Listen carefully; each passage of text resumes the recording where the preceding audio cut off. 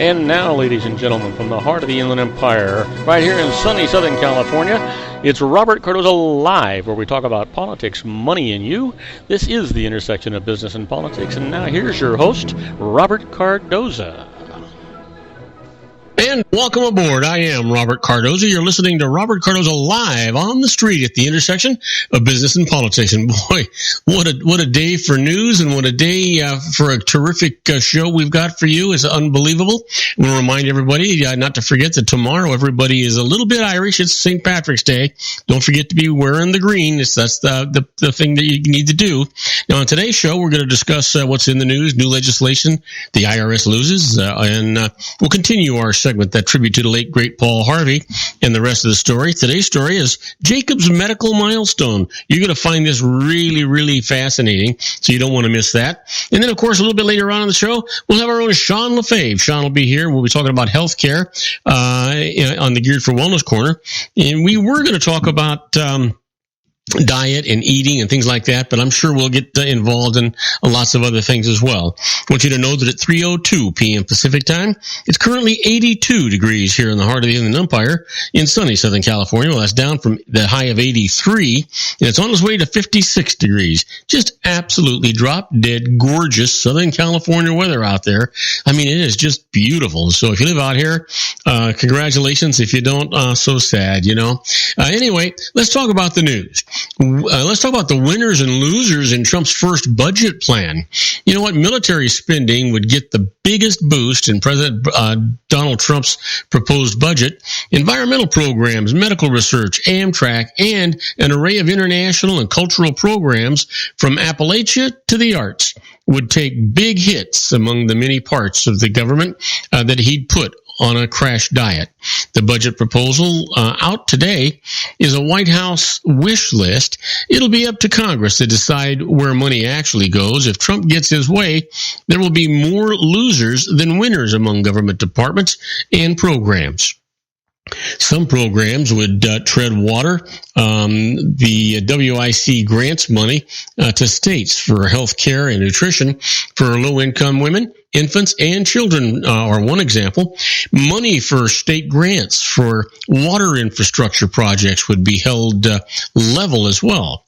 The plan would keep money flowing to the president's emergency plan for AIDS relief, a leading global effort to provide treatment for victims of the HIV/AIDS epidemic, mainly in Africa. Some programs would lose everything. Trump proposes to eliminate money for the Corporation for Public Broadcasting, the National Endowments for Arts and Humanities, and more than a dozen other independent agencies financed by the government. So here, let me give you a sampling. First of all, let's start off with the winners, and that's going to be the Pentagon. Trump proposes a 10% increase in the massive defense budget with an extra $52 billion, that's billion with a B, going to accelerate the war against the Islamic State group and address insufficient weapon stocks, personnel gaps, deferred maintenance, and cyber vulnerabilities. An additional $2 billion would go to nuclear weapons. And Veterans Affairs up to 5.9%, an additional $4.4 billion driven by ever-growing health care costs. The plan would allocate $3.5 billion to extend an expiring Veterans Choice Program, which allows eligible veterans to seek care from a private sector outside the VA network. And Homeland Security up 6.8%. That's $2.8 billion more. Most of the increase, $2.6 billion, would be to help kickstart Trump's promised border wall. The president has repeatedly said Mexico would pay for the wall. Mexican officials are adamant that they won't. Trump also wants an extra $1.5 billion for more immigration jails and deportations, and $314 million to hire 1,500 immigration enforcement and border patrol agents. The National Nuclear Security Administration, which oversees the maintenance and safety of the nuclear arsenal and its research labs. The agency would grow by 11.3% or $1.4 billion so that it takes up more than half the Energy Department's budget, which would shrink overall. Now, opioid prevention and treatment, a proposed $500 million increase in the Health and Human Services Department to consider the epidemic, and more money for the Justice Department to combat the problem. School choice, $1.4 billion more to expand school choice programs, bringing spending in that area to $20 billion, even as the Education Department's overall budget would be cut by $9 billion or 13%. So let's talk about the losers. EPA facing a 31.4% cut and $2.6 billion. The plan would cut 3,200 jobs at the at the agency, eliminate a new plan for tighter regulations on power plants, and zero out programs to clean up the Great Lakes and the Chesapeake Bay. EPA climate change research would be eliminated. Grants for state and local drinking and wastewater projects would be preserved. The Health and Human Services facing a $12.6 billion cut, a 16.2%. The plan would cut $5.8 billion from the nearly $32 billion National Institutes of Health, the nation's premier medical research agency, bringing its total to $25.9 billion. It's not clear what research on diseases or disorders would lose the most money, although the budget plan specifically calls for elimination of a division that focuses on global health. Already, the NIH's budget hasn't kept pace with inflation over the last decade, making it dramatically harder for scientists around the country to win money for research projects into potential new treatments or better understanding of diseases. Now, how about the State Department and U.S. Agency for International Development? Well, down 31% to $17 billion is what they're going to cut it.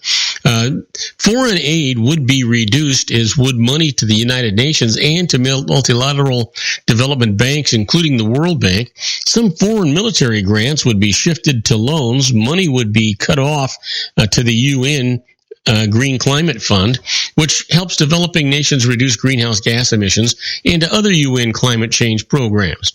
Labor Department, a more than 20% cut, $2.5 billion to be eliminated. A $434 million program that has helped more than 1 million people, 55 and older, find jobs, according to the department. The blueprint says that the Senior Community Service Employment Program is insufficient and unproven. Agriculture Department, a nearly 21% cut, or $4.7 billion, achieved in part by cutting land acquisition in the National Forest System, rural water infrastructure, and statistical capabilities at that department. Trump also proposes reduced staff in county USDA offices, an idea that fell flat in Congress when President Barack Obama proposed a similar reduction. And Transportation Department, Trump proposes a cut of nearly 13%, a $2.4 billion Amtrak local transit agencies and rural communities that depend on federal subsidies to obtain scheduled airline service would take the brunt. Trump would eliminate subsidies for Amtrak long-distance train routes, which would most likely mean that the end of the routes, since they are generally not profitable. Money for the Federal Transit Administration grant program for new light rail and subway construction would be eliminated, except for multi-year project and government that the government's already committed to help fund. Well, you know what? When we come back, I'm going to give you more good news. We're going to talk about the Internal Revenue Service. After years of cuts, well, I'll tell you about that right after these brief messages. Don't go away. We'll be right back. If you want to increase your client base and sales, then consider this, the Relationship Building Network at RBN. Given the current economic conditions and challenges, we all need to work smarter, make smarter decisions, invest our hard-earned dollars where it'll yield the best return for our investment. Many business professionals claim that the most effective networking group in Orange County is RBN. No other networking group or organization can offer what RBN offers. Make every year your best year. Join RBN and start reaping the benefits today. You know, nearly 3,000 businesses have joined RBN and experienced those benefits. Why join RBN? It's one group. It's one membership. It's no renewals. It's all through Orange County. RBN is a freestyle networking group. No mandatory attendance, no restrictions, no rules, and no penalties. Call them at 949-830-5776 or go to their website at rbninfo.com. That's 949-830-5776. If you've ever dreamed of having your own business to make your life secure, you know Water's Edge Wineries might be just the ticket. In 2004, their founder, Ken Lineberger, created the first winery franchise in California. It was a new concept with all of the functionality of a traditional winery, but without the vineyards. They purchased high-quality grape must from one of the largest winemaking companies in the world. Then they craft each wine carefully and bottle it right at their location. The winery was built to satisfy consumer demand for wine by the bottle and by the glass, but still kept the element of allowing customers to bottle their own custom vintage. Now, they're opening urban wineries across the United States under the brand Water's Edge Wineries. If you've ever dreamed of owning your own winery, it may be in reach right now through Water's Edge Wineries. Just give them a call at 909-468-9463, extension 700. That's Water's Edge Wineries, 909-468-9463. Have you ever found yourself caught between a rock and a hard place? The law offices of Blomberg, Benson, and Garrett might be just the answer for you.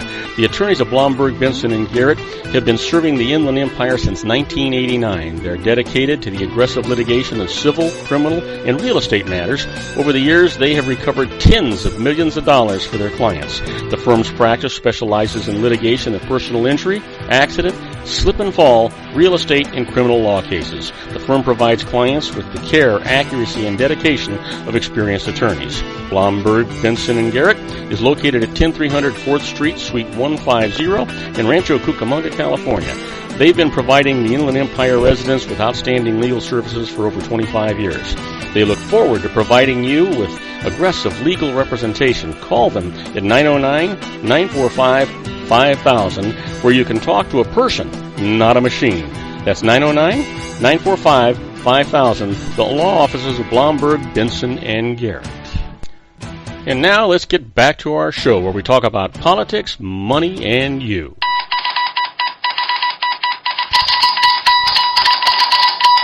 And I am Robert Cardoza. You're listening to Robert Cardoza live on the street at the intersection of business and politics. Well, we're talking about the winners and losers in Trump's first budget plan. We went over the very few winners that there were. Now we're talking about the losers. When I left off, I was just getting ready to talk to you about the Internal Revenue Service. You know, after years of cuts, the IRS budget would be cut again by $239 million from this year's spending levels. The IRS budget is down about $1 billion from its height in 2010. Since then, the agency has lost more than 17,000 employees. As a result, the chances of getting audited have rarely been so low. Commerce Department, a 16% or $1.5 billion cut. The plan would eliminate more than $250 million in National Oceanic and Atmospheric Administration grants, including a program that helps coastal communities adapt to climate change, deal with invasive species, and maintain healthy water and fisheries. Also on the chopping block, the Economic Development Administration, which provides federal dollars to foster job creation and attract private investment, in the Minority Business Development Agency, which is dedicated to helping minority-owned businesses get off the ground and grow. The Trump administration says the two agencies duplicate work done elsewhere.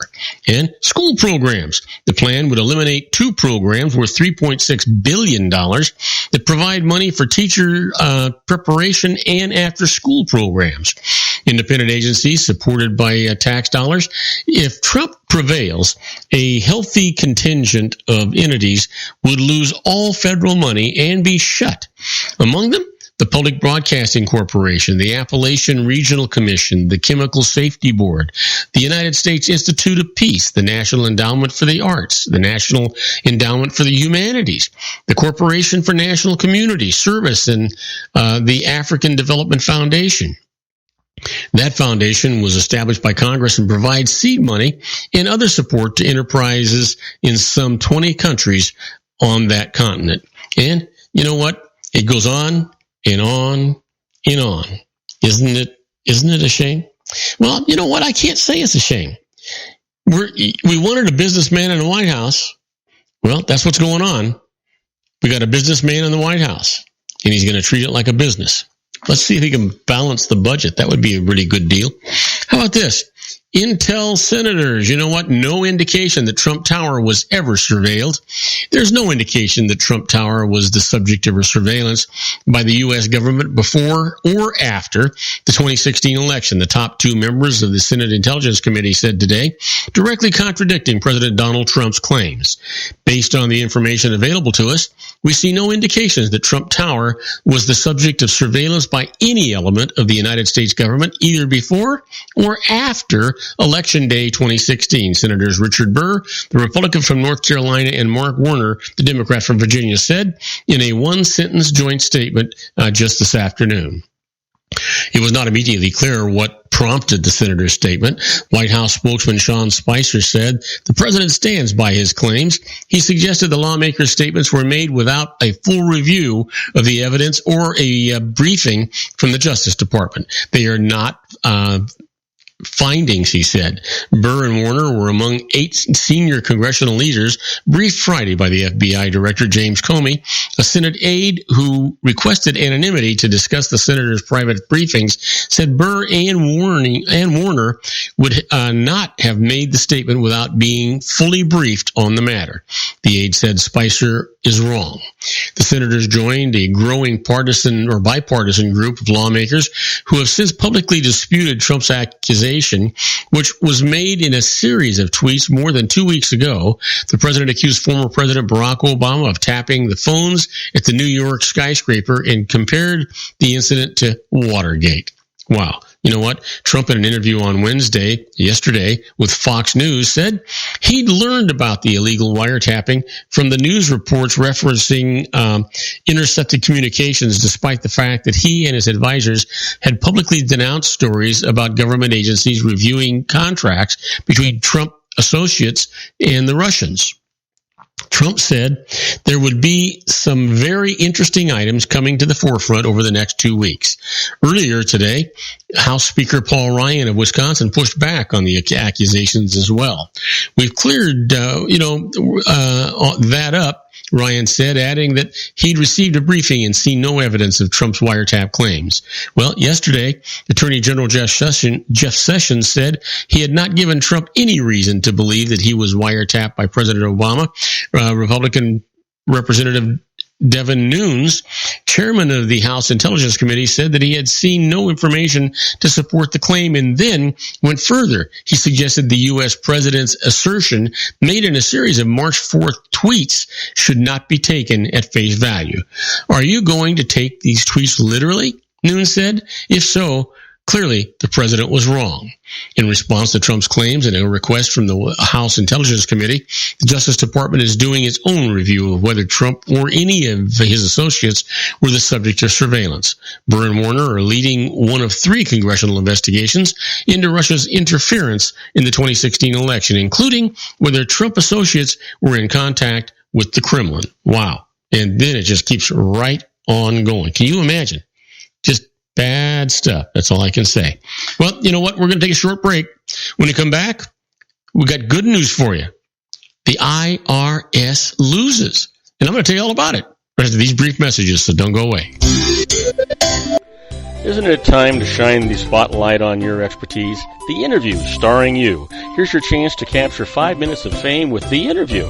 This isn't just any interview. This is your opportunity to showcase your expertise and position yourself as a trusted expert in a one-on-one video interview hosted by Robert Cardoza, host of the nationally syndicated show Robert Cardoza Live and powered by AHA Studios. What is it? A professionally recorded video for your use. Robert Cardoza interviews you on the set where he records his show. Professional interview showcases your expertise and value, shot in a state-of-the-art studio. And what's in it for you? Gain credibility as an expert, earn the trust of your target market, educate in a way that intrigues your audience, gain a powerful marketing tool that offers dozens of uses, website, video sharing sites, social media, email, DVDs, direct mail, lobby video, resumes, profile building, all that kind of stuff. Association with the nationally syndicated celebrity. That's right. And let's talk about AHA Studios. AHA is a strategic marketing firm that leverages the powerful and visual persuasion to help your business create powerful messages that connect with your target market. AHA ventures way beyond strategy, delivering the marketing collateral you need to start driving a new business through your doors. AHA has a full-service, in-house, state-of-the-art production studio to bring your messages to life using video. Discover how to make the interview work for you. Call 949-831-2222. That's 949-831-2222. AHA Image Studios Incorporated. Dr. Stephen Tidwell, General Family Dentistry in a caring, personalized environment. Here at Dr. Tidwell's office, we are dedicated to helping you keep your teeth healthy. We are a state-of-the-art dental practice that still believes in traditional values, such as excellent customer service and individual attention. We have a special welcoming offer for you for just $39, a complete exam, personal consultation, professional cleaning, and all necessary x-rays. That's a $266 value for $39. Dr. Tidwell has 2 convenient locations and experienced staff to provide you with professional care and personal attention that you deserve. Call today. Don't delay. A great smile another day. Call 909-944-7308. That's 909-944-7308 for Rancho Cucamonga or San Bernardino. Joel Saltzman is Dr. Wireless. He has turned his considerable expertise into consumer credit risk and wireless security into a highly specialized independent web-based consulting enterprise targeting consumer credit risk analysis and wireless transactional security and monitoring. He works as a wireless analyst, veteran independent agent, and consumer liaison for most wireless telecom carriers and equipment manufacturers. For more than 20 years, corporate and private clients and media audiences have counted on his unvarnished advice while weighing the technology, performance, and cost differences between Sprint, Nextel, AT&T, Verizon, and T-Mobile. Joel specializes in setting up mobile wireless hotspots to be used for disaster preparedness, business continuity, and mobile wireless merchant processing solutions. Call Dr. Wireless at 310-400-4900 or go to his webpage at drwireless.com. Again, call 310-400-4900 or his webpage at drwireless.com. You'll be glad you did. And now, back to our show.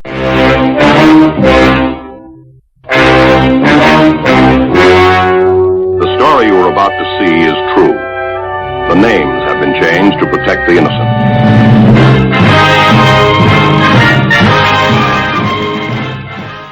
And I am Robert Cardoza. You're listening to Robert Cardoza Live on the Street at the intersection of business and politics. We're at 3:23 p.m. Pacific time.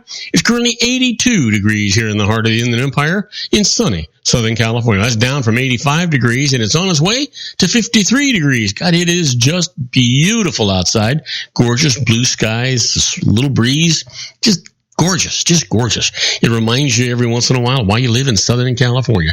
Well, if you're listening to us on our globally syndicated network and you happen to be in New York City, where my genius grandson Joey's at, well, right now it's not too bad. 43 degrees in clear. And if you're in Chicago, Illinois, 42 degrees in clear. You know what? Things are going good. But the bad part is he's been enduring these blizzards from Washington, D.C. to New York and all over. And of course, the weather's clearing up today. Well, poor guy's at the airport and he's on his way home. He's been there for a week. So, we'll be glad to see Joey, but he's seen weather like he's never seen before. Well, right now, let's talk about the IRS loses. And the first one is a missed audit deadline. So listen to this. A company declared Chapter 11 bankruptcy, but continued operating. The company then filed a later year return, making a section what they call 505B request under the bankruptcy code. Now, this required the IRS to select the return for an audit within 60 days or accept it as being accurate. Now, instead, after the 60 days was passed, the IRS said that $7 million more was due on it. The IRS's position was that the 505B request was invalid because published IRS rules required it be sent to the IRS district director, not to be filed with the return. Well, they went to court. This is what the judge said. The IRS's argument was absurd, as it had earlier abolished the position of district director. So filing the request with the return was actually the correct action, and the tax is lifted, as it should be. Shame on the IRS. They just keep trying to do this, right? Yeah. Let's get an extra $7 million from this company. Probably bankrupt and put them out of business. How about this? The IRS concedes. Now, you know they only concede. And you're pretty sure that they can't prevail in court. In this case, bank deposits need not be reported as cash payments. Sounds a little strange, but listen to this. Businesses are required to report all cash payments larger than $10,000 to the IRS on Form 8300. Now, that's the report of cash payments over $10,000 received in a trade or business. Now, here's a recent case for you. A car dealer sold cars using independent contractor salespeople. Now, after a sale was made, the salesperson would deposit the sales proceeds in the dealer's bank account. The IRS's legal opinion is this: the receipt of a bank deposit is not a receipt of cash. Since the dealer never literally received cash in his hand, the reporting requirement did not apply. Obviously, the IRS was going to lose that in court. The guy never touched it, for Pete's sake. How about this? The IRS loses. They cannot sue to collect tax that's already subject to a refund suit. Sounds strange? Well, that's why the IRS is getting their budgets cut. You know what? A company failed to remit payroll taxes, and the IRS imposed personal liability for these taxes on the owners. Now, they paid a portion of the taxes, and then properly sued for a refund, contesting their liability, filing their suit in Kentucky, where they actually lived. Now, the IRS then filed a separate suit in Louisiana, where the company operated, to enforce collection of the assessed tax. The owners protested. They went to court. This is what the judge said. When a tax liability is being contested in a refund suit in one court, the IRS cannot file a collection action for the same tax in another court. The Louisiana suit, guess what? Yeah, dismissed. Exactly the way it should be. Well, you've heard me talk about being a fly on the wall when the IRS is doing stuff. That's where we're at right now with this segment we call Inside the IRS. Is very much like Twilight Zone.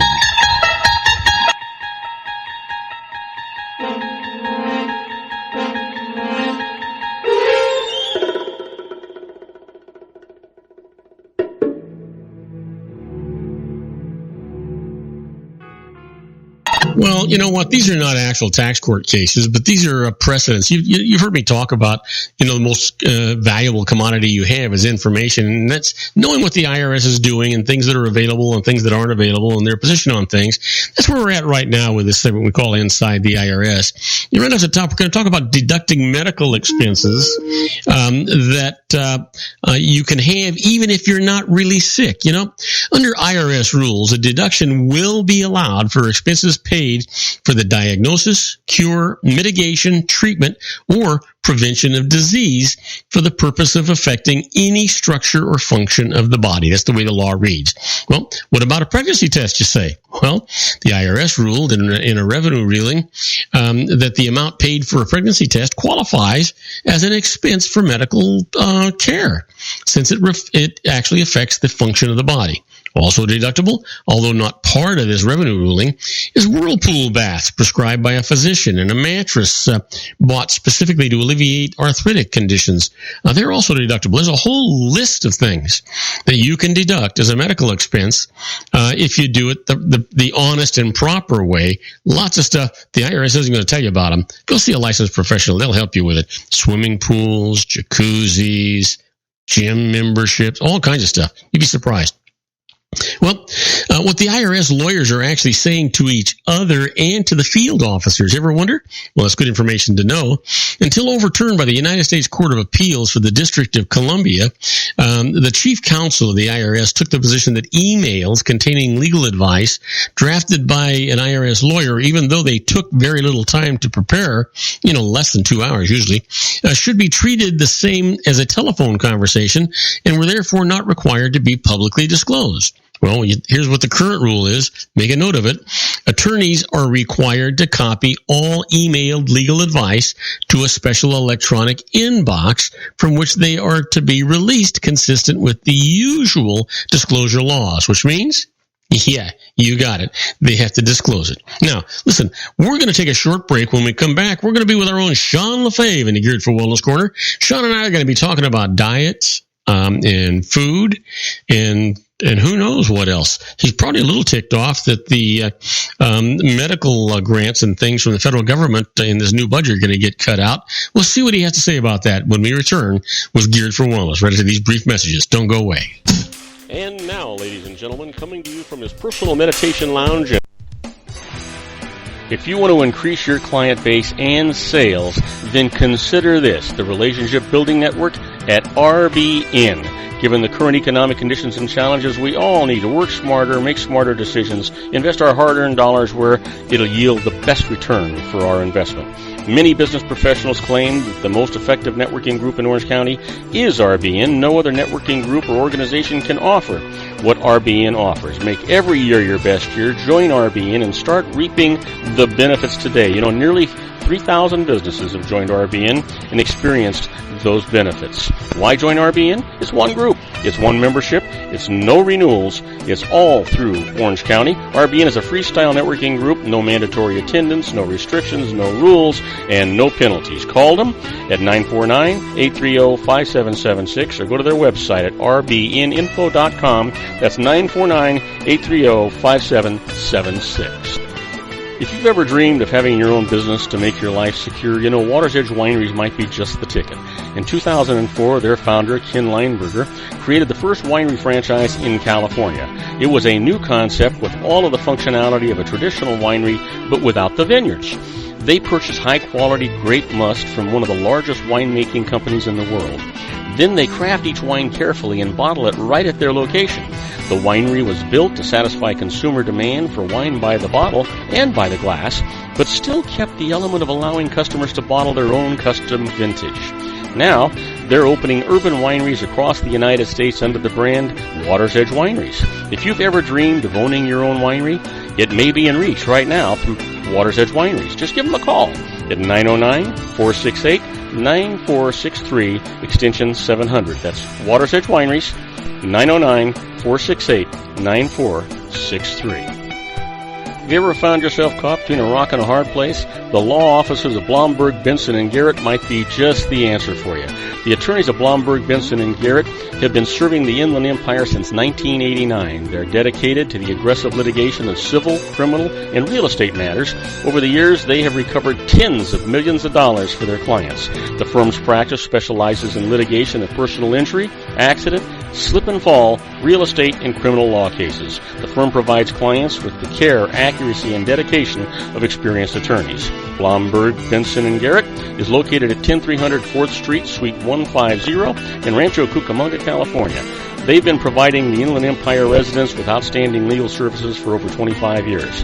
They look forward to providing you with aggressive legal representation. Call them at 909-945-5000, where you can talk to a person, not a machine. That's 909-945-5000, the law offices of Blomberg, Benson, and Garrett. And now let's get back to our show where we talk about politics, money, and you. And now, ladies and gentlemen, coming to you from his personal meditation lounge in Orange County, California, a professional dedicated to conquering many chronic conditions from autism to weight loss and everything in between. The nationally recognized wellness coach, consultant, and lecturer, Sean LaFave, in his Geared for Wellness Corner.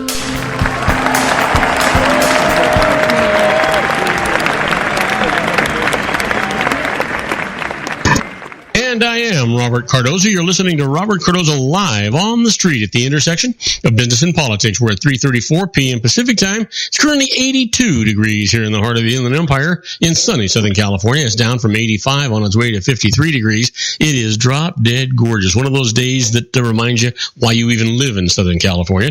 You know what? If you're listening to us on our globally syndicated network and you're in Paris, France, well, it's 50 degrees and it's clear. And if you're in Rome, Italy, 48 degrees and clear. You know what? I'm not sure where he's at, but if he's in Wichita, Kansas, it's 75 degrees and clear. Welcome aboard, our own Sean LaFave. Hey, Sean, you sitting out there somewhere?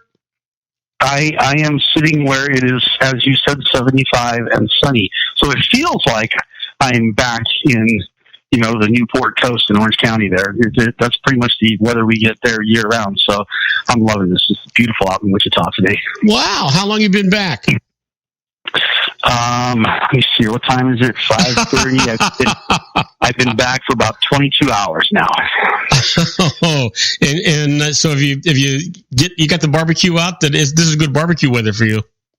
It is barbecue. I just don't have time to grill right now, though. I've been on the road. I got to tell you the story. We'll talk about health stuff the next segment, or maybe not. Maybe not at all. We'll see. Okay.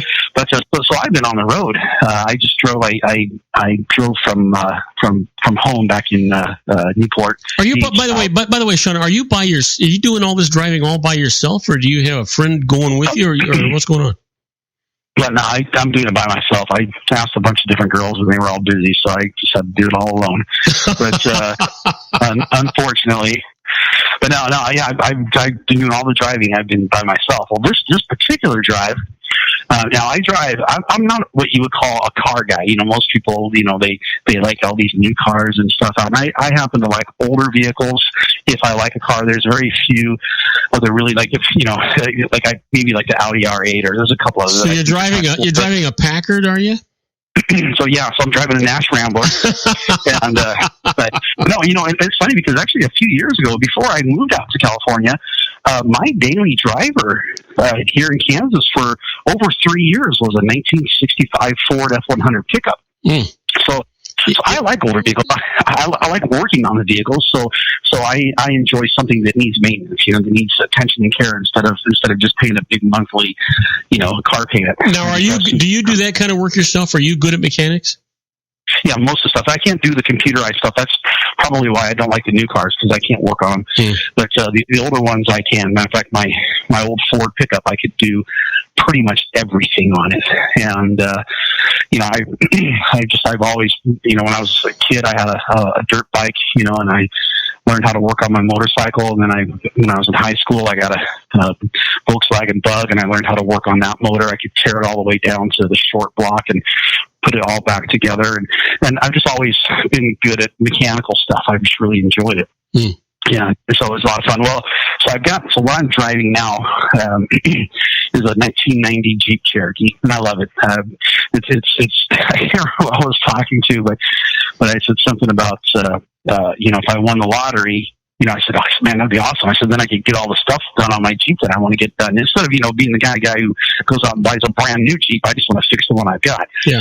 Right. So it's 27 years old, so it definitely needs some work here and there. Well, a few years ago, and this is important for the story, a few years ago, I was actually driving down the 405, and apparently saying the 405 is unique to California. If it was anywhere else, it would be Interstate 405. But we in California, we always put the word "the" in front of whatever freeway we're on. Yep.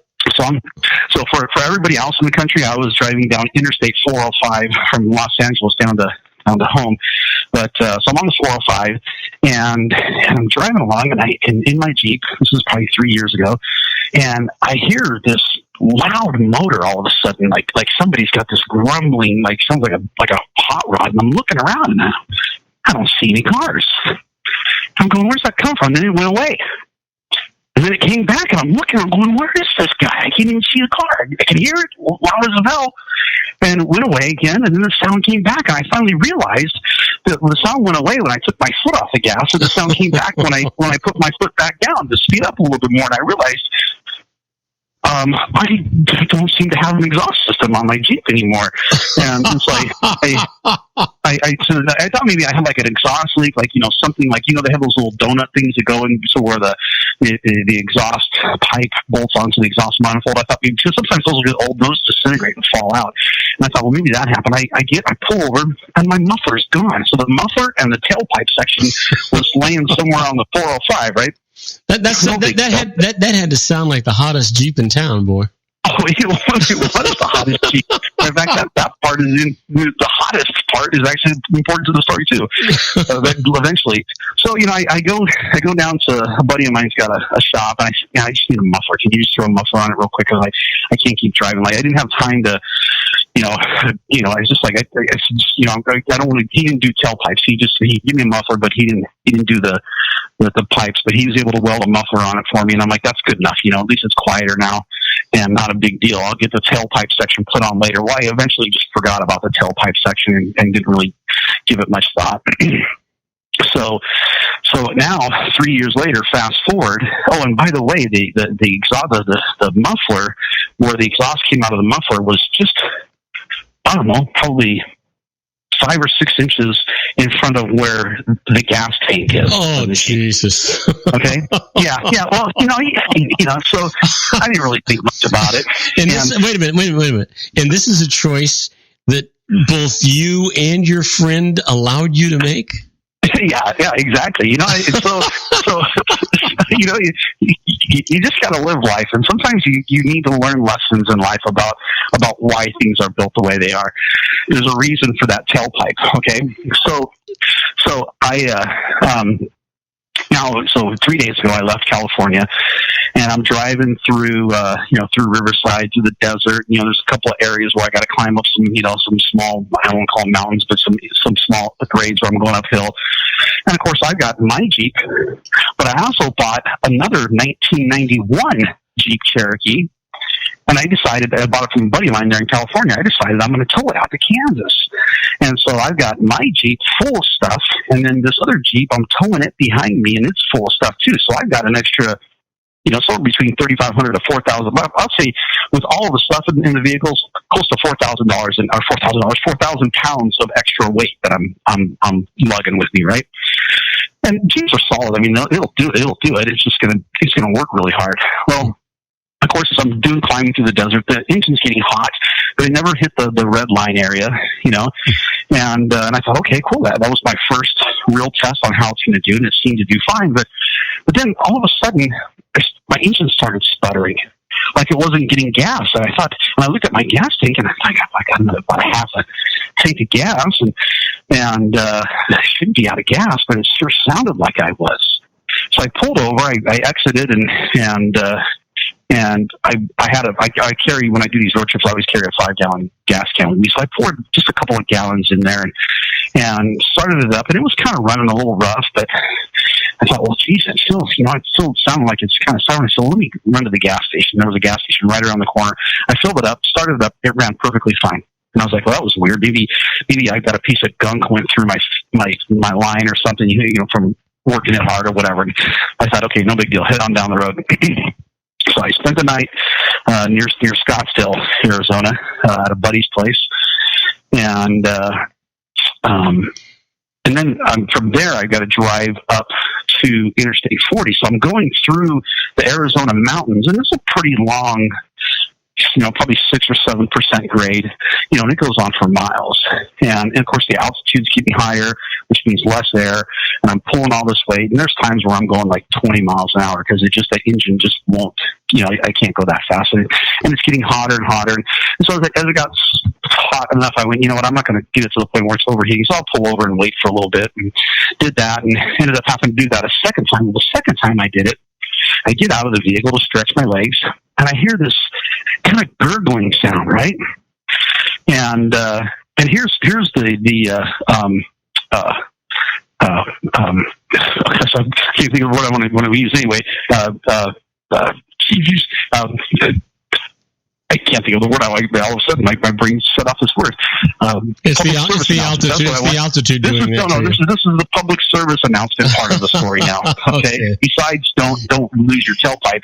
Here's the real big public service announcements coming up. So I hear this gurgling sound, and I'm looking around, going, where's that coming from? And I realize it's coming from my gas cap, right? Where I go to fill up my gas tank. And I'm going, oh, maybe the altitude, and, it's kind of, it's a little bit hotter, maybe it's trying to release some air, because you think gas tank, the gas is on the bottom of the tank and the air is on the top. So surely if it's trying to release something, because there's no fluid coming out, but I can hear the sound of it releasing pressure. I thought, well, gosh, maybe I should just kind of open the cap up a little bit. and release that pressure a little quicker, like you do. Like if you have a gas can, when you get up in altitude, it kind of swells up. You just open the cap, and it releases that extra pressure. Well, I opened up, and I swear, Robert, if this had not happened to me and I had not watched it with my own two eyes, I would have a hard time believing that this could actually happen. I had no idea that this very thing could happen.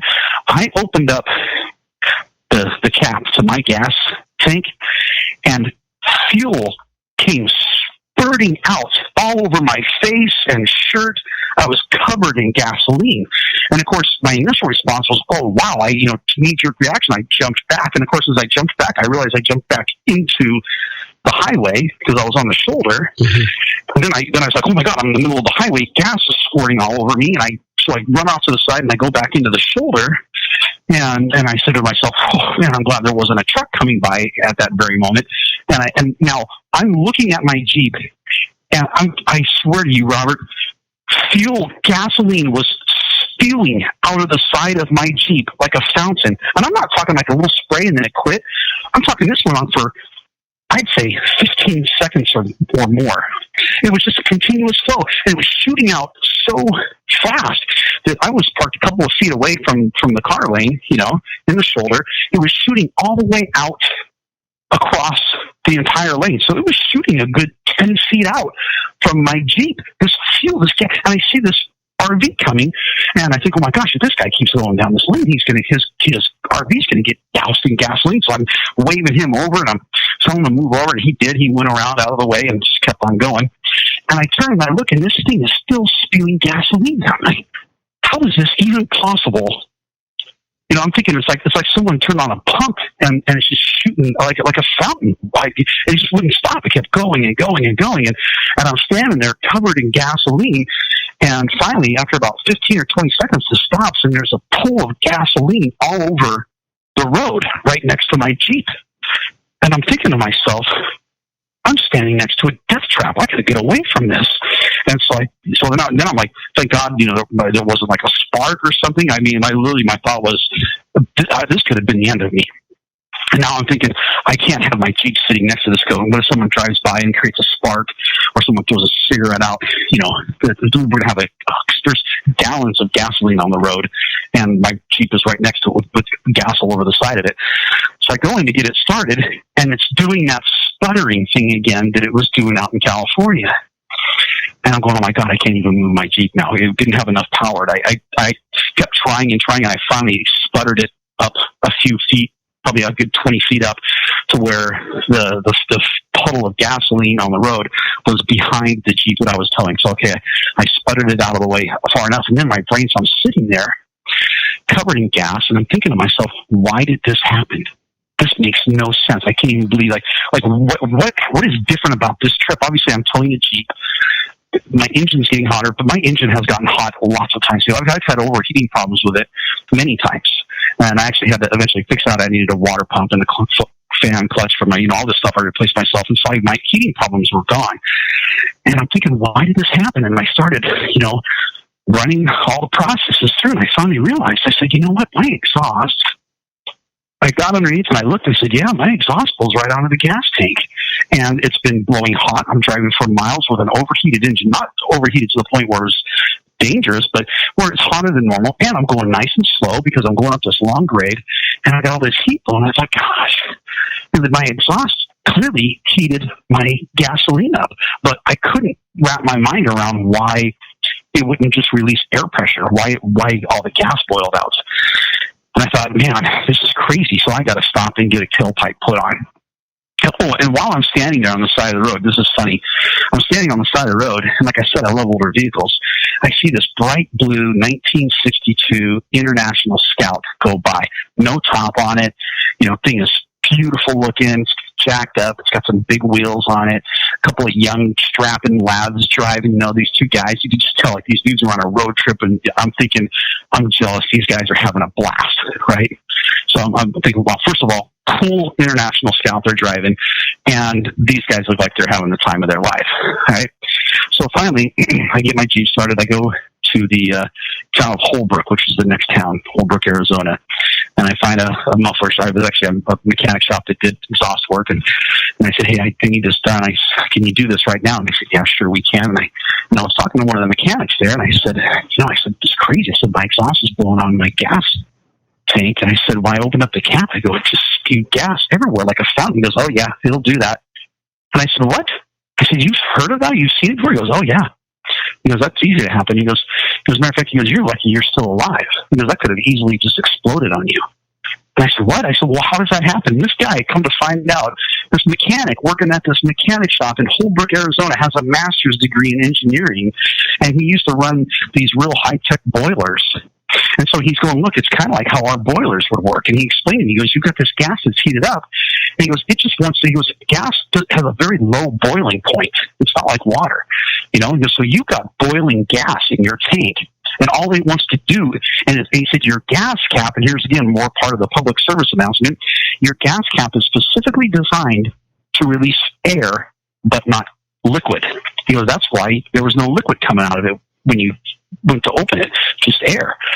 And he said, if you had just waited a few hours, it would have finally, the pressure would have neutralized and you'd have been fine. I said, well, I didn't have a few hours to wait. It was worth squirting gas all over my face for that day because I didn't have a few hours to hang out on the side of the road. So this guy gave me a very long explanation of why this happened. And I went, he goes, you're right, though. He goes, intuitively, common sense, you would think it would just be the air on top would just come out. He goes, but that's not the way gasoline works, especially heated gasoline. And so he explained to me why it happened. I thought, oh, that's great. It's cool explanation. Neat guy. And so they got my Jeep fixed, and I get back down on the road, right? And every time, first of all, the Jeep is quieter because now the exhaust is coming out the back instead of reverberating off of the gas tank and all the metal on the undercarriage. So I'm like, wow, my Jeep's quieter too. So I'm driving down the road. I get about 20 miles from Holbrook, and I see that 1962 International Scout on the side of the road. And I thought, well, these guys don't need to be pulled over here. This is a flat road. It's not like they're overheated. So I pulled over. And I said, I pulled over and I parked in the shoulder. I walked back towards him. I said, hey, you guys need anything? He said, well, my drive shaft just broke. It just snapped on me and came off. I'm like, oh, yeah, I can't help you with that. I said, I know a great mechanic in Holbrook, though. And so, he started coming up with ideas on what to do. And I said, well, let me see if that guy's available. Maybe he can fix it. And I tried to call him, and he wasn't. They didn't even answer the phone. But we walk over to my Jeep, and the guy, he sees my Trump sticker on the back of my Jeep. He's like, oh, man, I like your Trump sticker. And then he looks at my license plate, and he says, wait, you're from, and it says, because it's a Kansas plate, but then it says SG for Sedgwick County. He goes, you're from Sedgwick County? I said, yeah, that's where I'm going right now. You are? I said, yeah, I'm going to Wichita. Like, we're from Wichita. That's where we're going. And so, we had a great conversation. We started talking. I said, well, I said, maybe try this. I said, you don't have a drive shaft connected to your rear wheels. I go, but you're in a four-wheel drive. If you put it in four-wheel drive, that'll engage the front wheels. And then you would just drive it like it's a front-wheel drive car. At this point, your back wheels will just be free spinning. And he said, man, that's a great idea. But the problem was when it's in four-wheel drive, it's geared lower. And so even doing 40 miles an hour, it was ramping up the RPMs on his International Scout. And he said it was overheating. So he couldn't drive very far like that. And I said, well, let me do this. I said, I can clear out the seat in the car, and my passenger seat got stuck. I can clear that out. I said I can take one of the. He had called Gallup, New Mexico, and found a U-Haul that he could rent a U-Haul trailer and not a U-Haul trailer, but a U-Haul truck, and then get one of those car dollies and just tow his International back to Wichita. So I said, all right, why don't I take you there and make sure you get your U-Haul, and then you can come back. And so the one guy stayed with the thing because they didn't want anybody to mess with it. It wasn't, didn't have a top on it or anything. And so I just had a great conversation with these two guys that I met, just good guys, and it was neat. I made these two new friends, and after it was all said and done, of course they were extremely grateful. Thank you so much, man. You just saved us. He goes, I would have had to have my car towed, 60 miles. And that would have cost me a few $100. And so he was super happy. I helped him out and got him back on the road. And I thought to myself, if that gas hadn't done what it did on my Jeep, and I hadn't taken the time to stop at Holbrook and get my tailpipe fixed, I would have never met these guys. And I thought, you know what, that's really cool. I'm glad that happened because I needed to get a tailpipe anyway. And really no harm, no foul. Oh, by the way, when I stopped I had gone, when I stopped right after it happened, I stopped to get gas. I had traveled less than 50 miles, and when I was telling you I checked my mileage, I was getting about 13 miles to the gallon. So, I burned clearly less than 4 gallons of gas on the trip, and I had to put 12 gallons of gas. So this thing spewed out over 8 gallons of gasoline onto the side of the road. And I couldn't imagine. I was staring at, in pure disbelief, watching gallons of gasoline just shoot out the side of my Jeep like a fountain. It was crazy. But yeah, it was just, the whole experience was just so amazing. I learned so much. But one of the things that I learned, and you and I, of course, we have a heart for people, is, you know what? Sometimes crazy stuff happens, and it's okay, because you know what? It's going to create a different outcome than if nothing had happened. If nothing had happened, I'd have been an hour ahead of these guys, and I would have never met them. I would have never been able to stop and help them. And I love being able to help people, and it was neat to be able to stop and help these 2 young guys. What it was they had just bought this International Scout from a guy in Mexicali, and they were driving it back to Wichita. He said, he goes, I've been looking for an International Scout. He goes, I really like this one. And so bought it. My buddy and I flew down and picked it up, and they were driving back. And unfortunately, the drive shaft breaks, nothing you can do. I said, it's one of those things. There's no way to know it's coming. But I just thought it was pretty fun little, exciting little adventure there on my road back to Wichita. Yep. That was this trip? That was day before yesterday. My goodness. Yeah. Wow. What a tremendous outlook on life you have, to have looked at the positive side of that as opposed to the negative side. You are truly a really, really special human being. Having said that, we're going to take a short break. Yep, we're going to take a break. When we come back, we'll talk about whatever the hell you want to talk about. You've earned it. We'll be right back with Sean LaFave in the Geared for Wellness Corner right after these brief messages. Do not go away. If you want to increase your client base and sales, then consider this, the Relationship Building Network at RBN. Given the current economic conditions and challenges, we all need to work smarter, make smarter decisions, invest our hard-earned dollars where it'll yield the best return for our investment.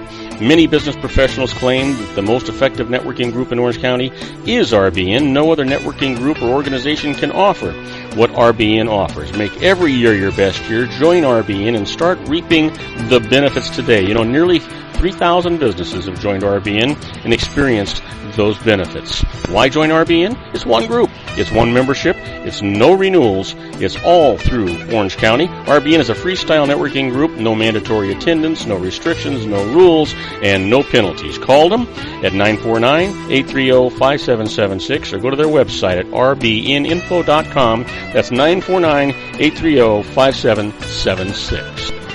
If you've ever dreamed of having your own business to make your life secure, Water's Edge Wineries might be just the ticket. In 2004, their founder, Ken Lineberger, created the first winery franchise in California. It was a new concept with all of the functionality of a traditional winery, but without the vineyards. They purchase high-quality grape must from one of the largest winemaking companies in the world. Then they craft each wine carefully and bottle it right at their location. The winery was built to satisfy consumer demand for wine by the bottle and by the glass, but still kept the element of allowing customers to bottle their own custom vintage. Now, they're opening urban wineries across the United States under the brand Water's Edge Wineries.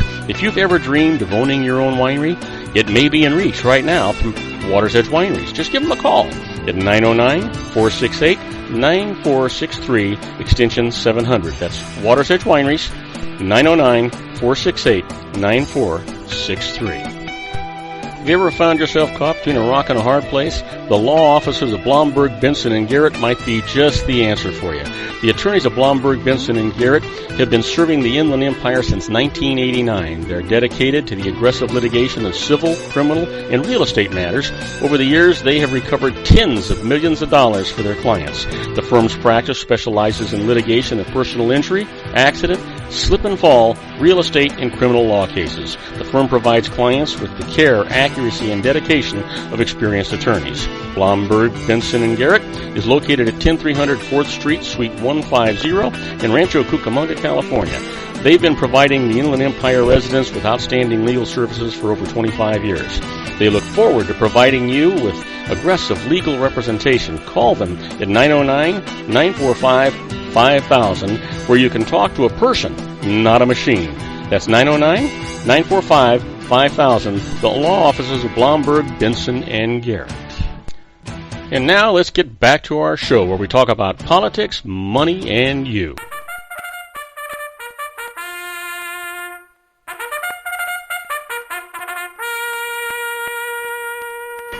And I am Robert Cardoza. You're listening to Robert Cardoza live on the street at the intersection of business and politics. We're at 4 p.m. Pacific time. It's currently 82 degrees here in the heart of the Inland Empire in sunny Southern California. And if you're listening to us on our globally syndicated network and you're in London, England, hey, it's 46 degrees and it's partly cloudy. And if you're in Vienna, Austria, it's 48 degrees and it is clear. And you know what? If you're with our good buddy in Wichita, Kansas, get ready. He's thinking about that barbecue. I planted the seed. It's 75 degrees, and now it's a little partly cloudy out there, but we're sure glad that he's home safe and sound. Hey, Sean, you're back on the air. You know what? I was just thinking, I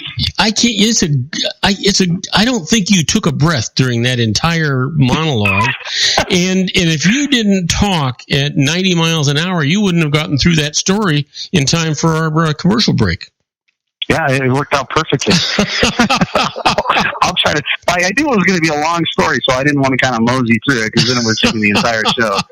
But it was just such a fun story that I just had to share with you because I just hopefully the listeners enjoyed it as well. But it was a good story. I know it's funny because those guys, in fact, they graduated high school 2 years before my son did, and they live out in Andover, not right next to Kansas, and they've got a buddy who lives out at the airport with right near where my buddy Craig lives out there, and it's like it's just interesting all these connections we had, and so we're going to get together here.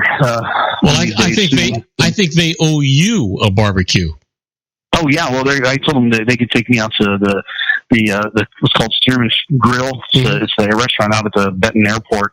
It's a great restaurant. I love it. I said, well, you can buy me a burger. Because he was like, let me fill your car with gas or something. I'm like, no. I said, it wasn't out of my way. I said, just let's meet at Stearman Grill and you can buy me a burger sometime, And, what the hell? Don't they have a steakhouse in Wichita?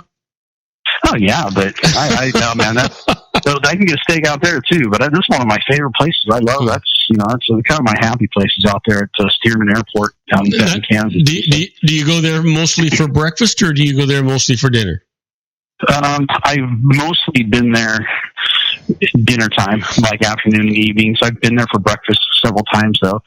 And they do have a great breakfast there. It's really good. I got a buddy that I went to high school with, and he and I meet once a month at Flo's Cafe at the Chino Airport, and we meet for breakfast because they make the very best breakfasts anywhere. Really? Yeah, they're just phenomenal. And that's out in Chino, huh? Yep, at Chino Airport. Maybe I'll have to go check that out. So what do you get for breakfast when you go there? Oh, I usually get a chili and cheese omelet, but they have a chicken fried steak and they have biscuits and gravy, and they've got it's just like a countrified cafe. Oh, that sounds chicken fried steak and eggs is one of my all-time favorite breakfast things. It's a toss-up between that and a really good omelet. Yeah, but I love chicken. Omelets. I would usually go for the omelet because they're a lot healthier. But I love good chicken fried steak. Oh yeah, me too. You know what? I figure once a week. I've worked for it. I've earned it. No one's going to deprive me of it. I'm gonna eat whatever the hell I want. Well, you deserve it, absolutely. So that's that's awesome. That's awesome. Yeah, what a great little tradition to have. You meet with a friend like that on a regular basis. And, Yeah, we graduated from high school in 1963 together. Wow. Were you born yet? I was negative 6 years old in 1963. Well, he went on to the Air Force and I went on to college, so that worked out. My very best friend from growing up, a guy named Al Lansdale, he actually lives down there in Carlsbad. But we graduated high school together, and we've known each other since sixth grade. So we were just talking about this. I went down to go see him. He just recently got married, and his wife had a baby It's his first marriage ever. He'll be 48 this year, and his wife is 36 years old. She's from Italy, and they just had a baby. And we were just talking about it. I said, you know what? I said, you and I, we've been friends longer than your wife's been alive. Oh, jeez. So we've been friends for a long time, But I can't remember where I was going with this. You were talking about you and your friend graduated high school, but I think that's just my buddy. That's that he's been a rock solid friend for almost my entire life, and it's just neat to have a friend like that. You graduated high school with, and we grew up. We've known each, like I said, so we've known each other since 6th grade, and it's just neat when you have a friend. And I wish that he and I told him before. I said I wish I lived closer to him. That we could meet, on a regular basis and go do exactly what you're talking about. Go get breakfast or go get lunch or whatever. But yeah, that's a neat thing to be able to have a friend. 1963, you guys graduated high school together. That's pretty cool. Yep. I think you've been friends with someone that long. I love it. I love stuff like that. Yeah, I mean that was well, actually, friends. We actually met in 1959 when I started as a freshman in high school. Wow. So 59 really ages you, doesn't it? Yes, it does. That makes me negative 10 years old. So that's all right. So speaking of diet, you sent me last week. Well, it seems like we haven't been on the Tuesday. I owe you. Which was when I was spewing gas all over myself. You canceled on me. And, I decided to spend the day with my wife. And that's a smart man, so I don't blame you at all for that one. I mean, it probably worked out well because I'm trying to think. Matter of fact, at the time that we had our show, I was getting my muffler done. I would have stopped in Holbrook and made the call, but done the show. But it probably worked out well that we didn't do the show on Tuesday. Yeah, so you'd have missed these guys twice. Yeah, exactly. Yeah, then I would have done. Well, maybe they would have still been sitting there. I don't know. But who knows? I mean, I would have missed them. Maybe someone else would have gotten them on the road, and I would have missed them anyway. So, like I said, things work out the way they work out for a reason. Yeah. But we do. We're talking about what you eat and all these different things, and you sent me an article. I guess it was last week about cancer, and then the article was titled something like "When It's Okay Not to Treat Cancer." And yes. As a matter of fact, the minute I read that, I was reading through this entire article, and then when I finally got to that one part, was it an article or was it a video? I forget. Anyway, when I got, it was. I'm trying to think if there was a video, but it was an article. I read the article. But when I got to that one section, I thought, "Oh boy, I've got to send this out to Sean. Sean's gonna appreciate this." Yeah, what was it, like CBS Good Morning America? Oh, it was 60 minutes. It was 60 minutes. 60 minutes, yeah, 60 minutes. But when I opened it, for some reason, the video wasn't there, so I just read the article of what the video talked about, which was fine. I mean, it gave me all the information I needed. Yeah. And it's true. It was talking about, exactly what you and I have talked about on the show in the past, and that is that, just because you detect cancer doesn't mean you need to treat it. As a matter of fact, we're over-treating cancer right now because a lot of it in its early stages, the body's just going to run its course and it's going to take care of it, and the cancer will go away on its own. That we all, at some point, get cancer inside of us. It's just a matter of, we don't know it's there, so we don't realize that we actually had quote-unquote cancer. Yeah, and that's what this doctor said. That literally, he said, we all have cancer in our bodies, and our bodies are managing it.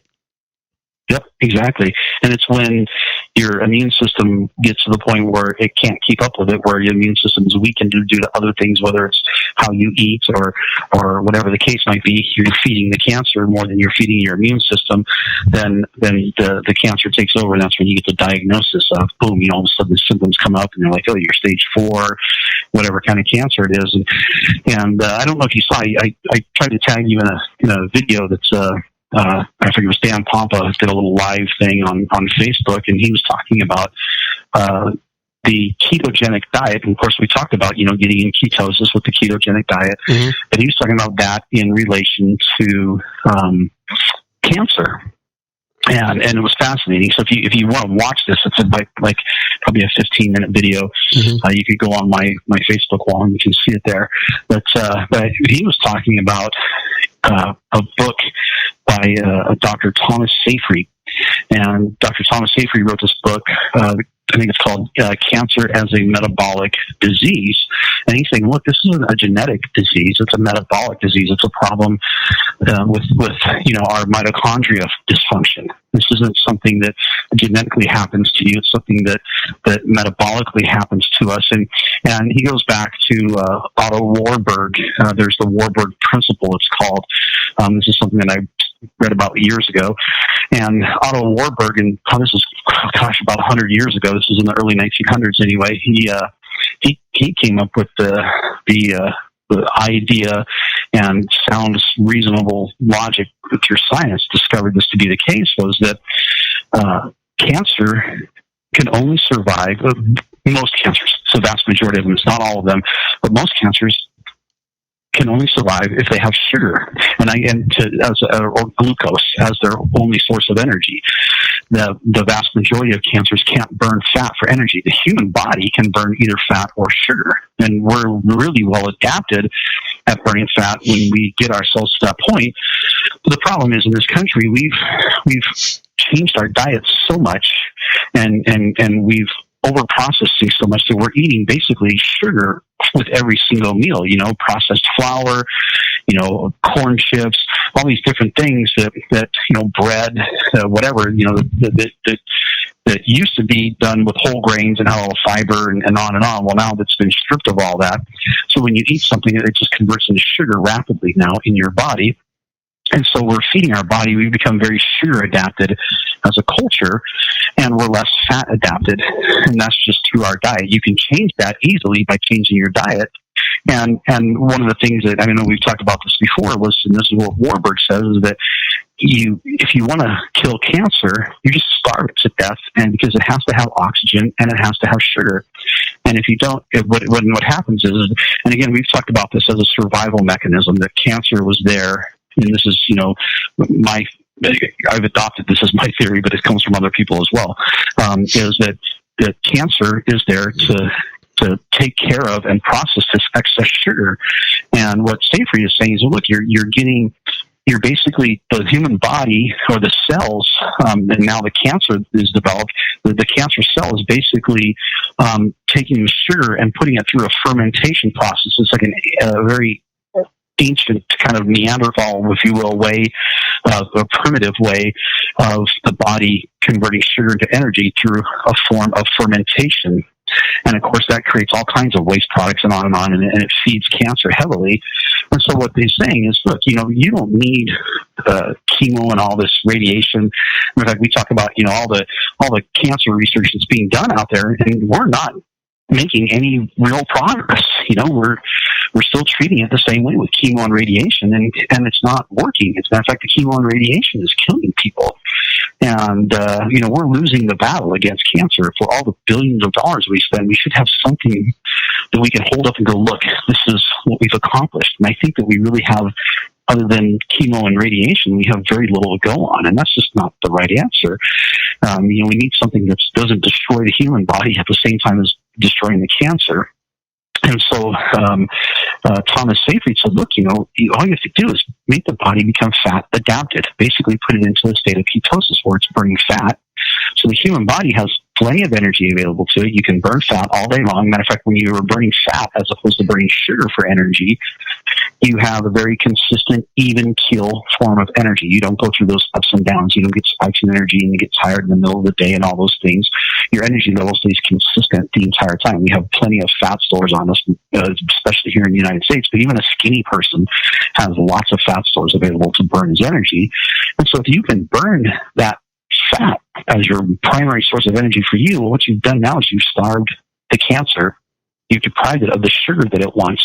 And eventually it's just going to die off and it's going to go away.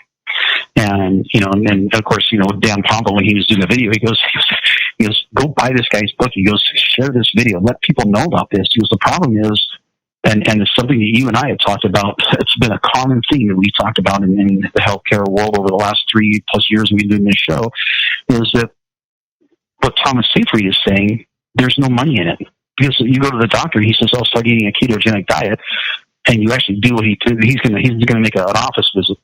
off of you, and that's it. You might make $100, but if he can give you chemo and radiation and keep you coming back for checkups and on, there's a lot of money involved in it. And I'm not saying that most doctors are doing it because they're greedy as a physician, but they're being led by a system that is a for-profit system. There's no money in teaching people how to eat right to cure cancer. And it's not even curing cancer, it's just getting the body to work the way it does, work the way it should work in an efficient manner to where cancer can't survive. So you're not even curing it, really. You're just getting the body back in that stasis and balance. And that's what he talks about is since there's no money in it, it's hard to preach it. There's billions and billions of dollars in chemo and radiation and all these other forms of cancer treatment, and there's marketing for it. And of course, you've got most people, when they first find out they have cancer, they're sitting in front of a medical doctor, and the medical doctor doesn't go, why don't you go home and do some research and take your time and think about this and decide what you want to do. What they'll go is they'll scare you to death. They're going to go, look, you got this much time to live. Your best option is if we hit it hard, we can do some chemo, we can do some radiation, and they give you all these medical options and buy some time. And literally buy some time. Yeah, and exactly, and then buy some time. And that's exactly what's happening is now this person walks out of the doctor's office and they walk into someone like me, and I said, well, why don't you just do a ketogenic diet? Like, well, my doctor said this and my doctor said that, and emotion has become the primary ruling agent in this process. And fear destroys logic. You know that, right? Oh, yeah, big time. Always does. Yeah. Fear will, it will override logic every single time. And when a person's in a fearful emotional state, they're going to go off of the loudest voice that they hear. And the loudest voice that they hear time and time again is, if you have cancer, you're going to die unless you get all these medical treatments. And then someone, who comes along and says, well, if you just eat a ketogenic diet and you lower your body's acidity or raise the number to where you're lower acid and more alkaline. But that's another thing that cancer needs, is it needs an acidic environment. The more acidic your body is, the higher your chances are of getting cancer. But that's also because the diets that we eat that feed us all this sugar are also creating acidity. So it kind of goes hand in hand. They're bedmates there.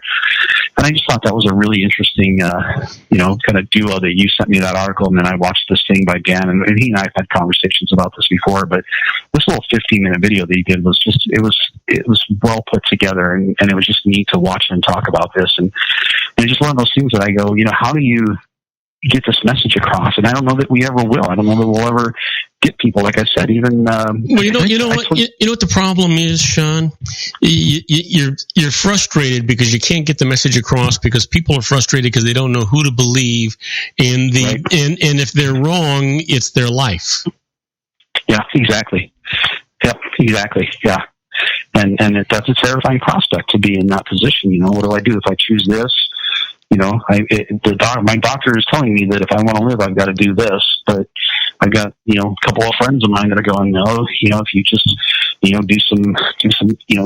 healthy and give your body the chance to fight it off itself. Although I've seen people do treatments for cancer that there's this, I can't remember the name of the stuff, and it's like this black kind of almost like a tar or substance. It's a real thick black paste that you put on your skin. And this woman showed me the pictures, and I just, again, one of those things I stared at in disbelief. And this was over 10 years ago. Well, they used to treat skin with crude coal tar. For psoriasis and all these different things. Yeah, and of course, coal tar is pretty tough on the system. Of course, if you have psoriasis, you're going to want to get rid of it. In fact, I remember I used to get itchy scalp, and I used to use Denison, was that the name of that shampoo? And its primary agent was coal tar, and it smelled like coal tar. It had that really weird smell. But man, I tell you what, it worked great. My scalp never itched. Well, you know what? We're gonna leave your dandruff problem for just about 3 minutes while we take this next commercial break.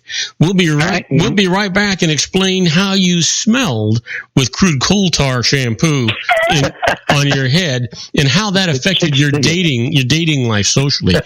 We'll be right back with Sean LaFave in the Geared for Wellness Corner after these brief messages. Do not go away. Isn't it time to shine the spotlight on your expertise? The Interview, starring you. Here's your chance to capture 5 minutes of fame with The Interview. This isn't just any interview. This is your opportunity to showcase your expertise and position yourself as a trusted expert in a one-on-one video interview hosted by Robert Cardoza, host of the nationally syndicated show Robert Cardoza Live and powered by AHA Studios. What is it? A professionally recorded video for your use. Robert Cardoza interviews you on the set where he records his show. Professional interview showcases your expertise and value, shot in a state-of-the-art studio. And what's in it for you? Gain credibility as an expert, earn the trust of your target market, educate in a way that intrigues your audience, gain a powerful marketing tool that offers dozens of uses, website, video sharing sites, social media, email, DVDs, direct mail, lobby video, resumes, profile building, all that kind of stuff. Association with the nationally syndicated celebrity. That's right. And let's talk about AHA Studios. AHA is a strategic marketing firm that leverages the powerful and visual persuasion to help your business create powerful messages that connect with your target market. AHA ventures way beyond strategy, delivering the marketing collateral you need to start driving a new business through your doors. AHA has a full-service, in-house, state-of-the-art production studio to bring your messages to life using video. Discover how to make The Interview work for you. Call 949-831-2222. That's 949-831-2222. AHA Image Studios Incorporated. Dr. Stephen Tidwell, Gentle Family Dentistry in a caring, personalized environment. Here at Dr. Tidwell's office, we are dedicated to helping you keep your teeth healthy. We are a state-of-the-art dental practice that still believes in traditional values, such as excellent customer service and individual attention. We have a special welcoming offer for you for just $39, a complete exam, personal consultation, professional cleaning, and all necessary x-rays. That's a $266 value for $39. Dr. Tidwell has 2 convenient locations and experienced staff to provide you with professional care and personal attention that you deserve. Call today. Don't delay. A great smile another day.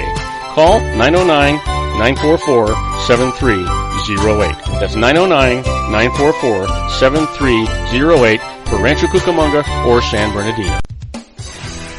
Joel Saltzman is Dr. Wireless. He has turned his considerable expertise into consumer credit risk and wireless security into a highly specialized independent web-based consulting enterprise targeting consumer credit risk analysis and wireless transactional security and monitoring. He works as a wireless analyst, veteran independent agent, and consumer liaison for most wireless telecom carriers and equipment manufacturers. For more than 20 years, corporate and private clients and media audiences have counted on his unvarnished advice while weighing the technology, performance, and cost differences between Sprint, Nextel, AT&T, Verizon, and T-Mobile. Joel specializes in setting up mobile wireless hotspots to be used for disaster preparedness, business continuity, and mobile wireless merchant processing solutions. Call Dr. Wireless at 310-400-4900 or go to his webpage at drwireless.com. Again, call 310-400-4900 or his webpage at drwireless.com. You'll be glad you did. And now, back to our show.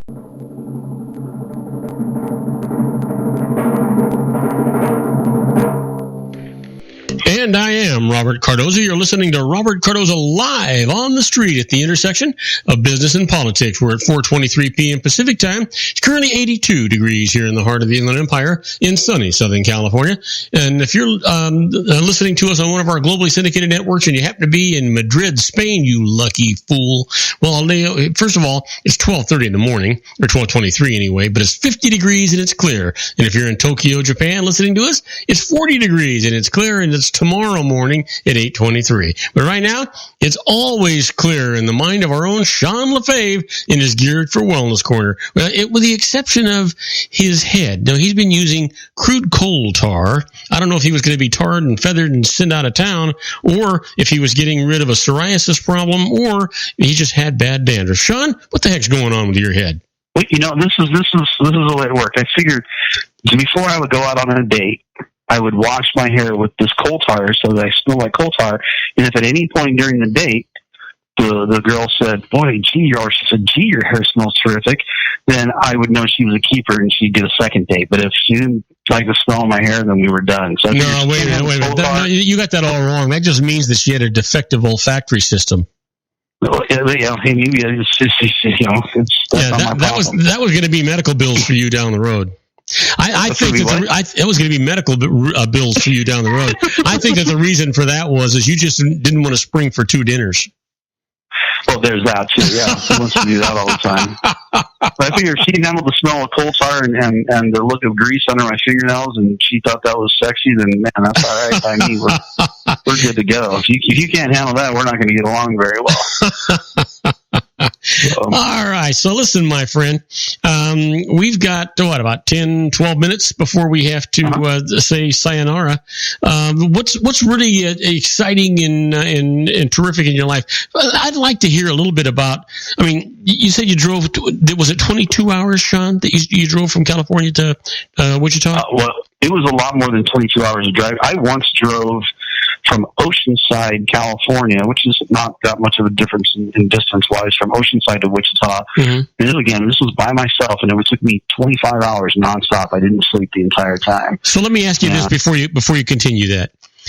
I'm going to talk about me and ask you how it relates to you, and that is there are times when I need to be solitary. I need to be by myself. I just enjoy not having to have a conversation, not having to do anything, just contemplating my life and what's going on and those kinds of things. Is that what you do for that 22-hour auto trip? Oh yeah. My brain is all over the place, and I do enjoy that. I'm a lot like you. I'm I guess what they refer to as an extroverted introvert. Mm-hmm. I am very much happy being around people. In fact, one of the things that I enjoy doing the most is giving a talk to a large room of people. Put 100 people in front of me and let me deliver a talk, and I feed off of that. I get a ton of energy, but by the time that talk is done, I'm usually drained too. I feed that energy right back. And I like going to parties, I like going to clubs, and I like being out at places where there are lots of people. But I need those times when I can retreat and get away and be by myself and really refocus and recharge. And if I don't get that, I start to become, I don't know, just almost like I'm feeling kind of closed in or claustrophobic. Like I just need, and I can tell when I haven't had enough, me, Sean time is, what I want to do is I want to go camping. And I know that when I say, well, I just want to, I get this, all of a sudden I get this urge to want to go camping, because what I really want to do is I just want to get away and go be by myself. And I realize, I haven't given myself enough time to, just be alone. And I think that, it's something that your generation, my generation, we learned how to be comfortable in silence, because we didn't grow up with constant stimulation. And I think it's, this generation now, like my son's generation, of course, especially the ones that are being born now, the ones that are little kids right now, mm-hmm. They don't know how to deal with silence, with being alone. They've constantly got their headphones in, listening to something, or they're constantly playing a video game, or there's always some sort of stimulus going on, and I noticed this trend getting worse and worse, where people are very uncomfortable when it's quiet. Imagine sitting across the table from someone and not talking. After a couple of minutes, it starts to get really uncomfortable. You ever been on a plane with one of your favorite books? You knew you were going to be on a plane for 4, 5, 10 hours, whatever, depending on where you're going. And so you took a book that you've been dying to read, and you finally sit down and you open the book and you're getting into it. And just about that time, the guy that's sitting in the seat next to you decides that he wants to have this long blown conversation. Oh yeah, he wants to share life stories. Yeah, exactly. I get that. And I think that's one of the reasons why people get on, and the first thing they do is they put their earplugs in so that they don't have to interact with the person next to them. They can be stimulated. I was on a flight one time, and I saw a guy that looked like he was probably I don't know, in his mid to late 40s, and he had his phone and his headphones in his ears, and he watched. I don't know if you've ever seen that. It's like an animated TV show. It's called Family Guy. It's really, I think I've seen it advertised, but no, not really. Yeah, it's something you need an IQ of at least probably 65 to understand it, So it's not like the guy's watching, National Geographic or how things are built or, some really fascinating. He's watching a pretty brain dead show. And is it funny? Yeah, it can be funny, but to me, it's one of those ones that I can't watch too much because I feel like brain cells are dying. This guy watched that. I watched several episodes of this show. I think we were on a 3-hour flight. That's all he did the entire time is he sat there and just watched this animated. This guy was, I would say, 45 to 50, somewhere in that range. So I'm thinking, what is it about your life that you feel the need to keep yourself stimulated for 3 hours with an animated primetime show that's really based off of, Neanderthal mentality? It's a dumbing down of America, as they say. And it really is. But I love being out, at those times when I can go and be quiet and literally be in a place where I can hear my heart beating. I find that to be a very, Sean, I got to tell you, because you're in Flagstaff, and I'm guessing that there's areas out there that are very much like what I'm going to describe now. Early in my career, I was traveling around, but I happened to find myself in Phoenix, Arizona, before it was the megalopolis as it is today. And you actually had nothing. There was just empty country between Phoenix and Scottsdale, and so, and then empty country again. And I had gone to dinner at a place called Pinnacle Peak. It's a famous place now, but it was the original one that was there. And it sits at the base of the Superstition Mountain. So it's up a little bit. And it's very dark, and it's remote and all by itself. And I remember after having dinner, I was driving down, and I just stopped the car because I'm looking out, and I was just so mesmerized. I got out of the car and kind of sat on the hood of the car, looking up at the sky, and it was so magnificent. I never saw so many stars that looked like I could just reach out and touch them. It was just magnificence like you can't describe. Just unbelievable. I'm guessing the same thing happens to you out in Flagstaff.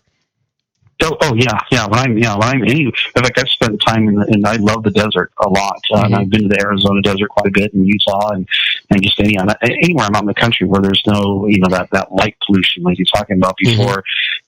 Phoenix was what it is now. You could go out, and there's still places, of course, you can do that. But you go out, and it's exactly the same way. I get out there still to this day. I look up, and if someone has never looked at the sky from the middle of the country where there's no light, if you've always done it from the suburbs or from the city, you just have no idea how powerful it is to just look up and see. There's just no other overwhelming. All the stars. Yeah, there is no other word other than just overwhelming. It is just spectacular. It is spectacular. And you realize that you're just this little tiny speck, and there's all this stuff out there, and you go, wow, yeah. And my son and I, speaking of Flagstaff, of course, Grand Canyon is right outside of there.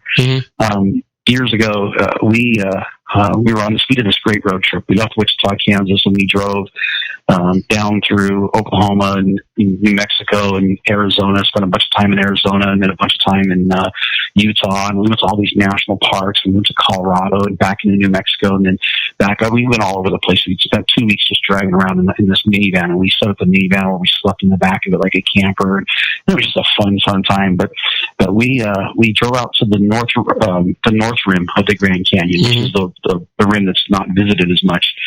And we got there, and we camped out in the national forest right outside of the Grand Canyon because I didn't want to see it right away. I mean, I'd seen the Grand Canyon several times, but I wanted to see it differently this time. And we got up at 4 o'clock in the morning, and I got up at 4 o'clock in the morning. He was asleep in the back of the van, and drove out to where I knew there was supposed to be a good place to watch the sun come up over the Grand Canyon.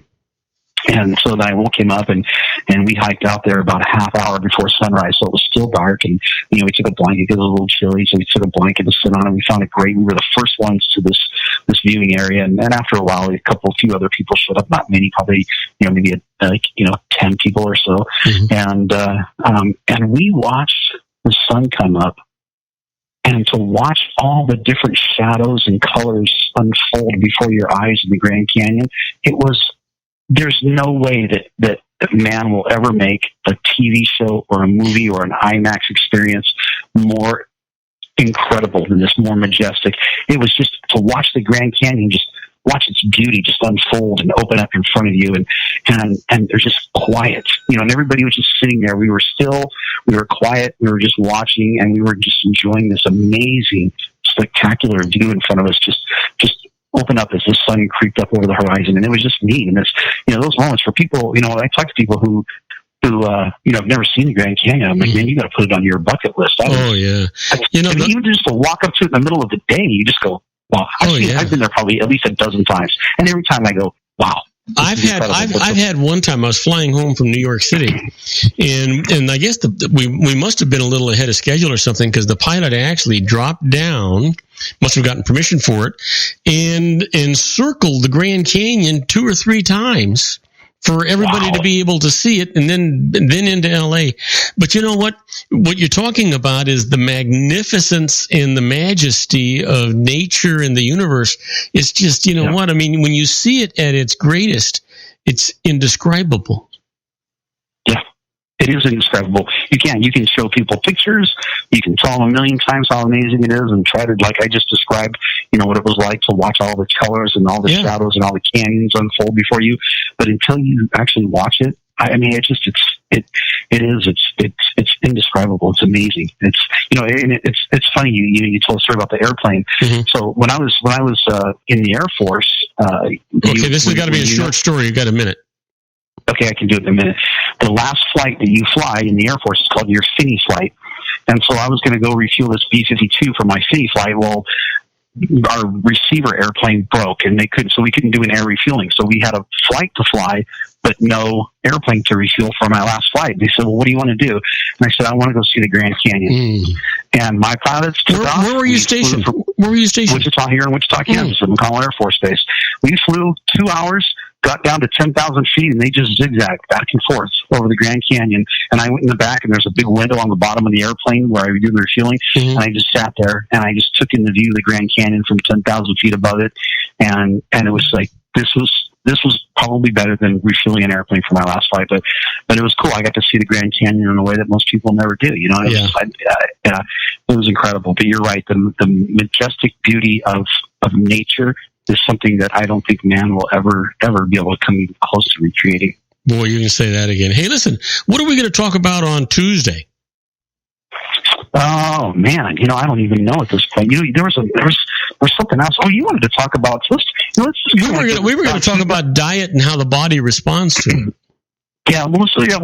We'll do more on the diet. Maybe we'll talk a little bit about not just the ketogenic diet, but diet variation. How having a variety of diets throughout the year helps your body to not adapt to one and actually makes you healthier overall. So and then, having more than one style of diet. And then we'll have true confessions.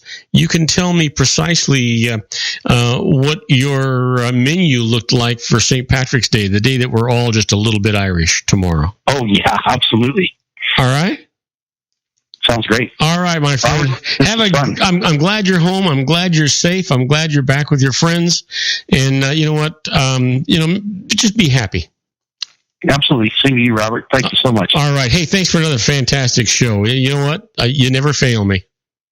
It's always fun time. Thanks. All righty. Now, the rest of you folks, stay tuned. When we come back, we're going to do the birthdays for the day, the secret daily teaching for your life, and interesting but useless facts right after these brief messages. Do not go away.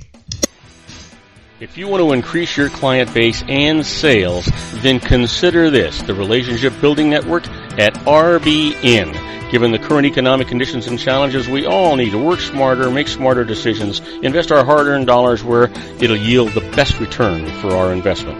Many business professionals claim that the most effective networking group in Orange County is RBN. No other networking group or organization can offer what RBN offers. Make every year your best year. Join RBN and start reaping the benefits today. You know, nearly 3,000 businesses have joined RBN and experienced those benefits. Why join RBN? It's one group. It's one membership. It's no renewals. It's all through Orange County. RBN is a freestyle networking group. No mandatory attendance, no restrictions, no rules, and no penalties. Call them at 949-830-5776 or go to their website at rbninfo.com. That's 949-830-5776. If you've ever dreamed of having your own business to make your life secure, you know Water's Edge Wineries might be just the ticket. In 2004, their founder, Ken Lineberger, created the first winery franchise in California. It was a new concept with all of the functionality of a traditional winery, but without the vineyards. They purchase high-quality grape must from one of the largest winemaking companies in the world. Then they craft each wine carefully and bottle it right at their location. The winery was built to satisfy consumer demand for wine by the bottle and by the glass, but still kept the element of allowing customers to bottle their own custom vintage. Now, they're opening urban wineries across the United States under the brand Water's Edge Wineries. If you've ever dreamed of owning your own winery, it may be in reach right now through Water's Edge Wineries. Just give them a call at 909-468-9463, extension 700. That's Water's Edge Wineries, 909-468-9463. Have you ever found yourself caught between a rock and a hard place? The law offices of Blomberg, Benson, and Garrett might be just the answer for you. The attorneys of Blomberg, Benson, and Garrett have been serving the Inland Empire since 1989. They're dedicated to the aggressive litigation of civil, criminal, and real estate matters. Over the years, they have recovered tens of millions of dollars for their clients. The firm's practice specializes in litigation of personal injury, accident, slip and fall, real estate, and criminal law cases. The firm provides clients with the care, accuracy, and dedication of experienced attorneys. Blomberg, Benson, and Garrett is located at 10300 4th Street, Suite 150 in Rancho Cucamonga, California. They've been providing the Inland Empire residents with outstanding legal services for over 25 years. They look forward to providing you with aggressive legal representation. Call them at 909-945-5000, where you can talk to a person, not a machine. That's 909-945-5000, the law offices of Blomberg, Benson, and Garrett. And now let's get back to our show where we talk about politics, money, and you.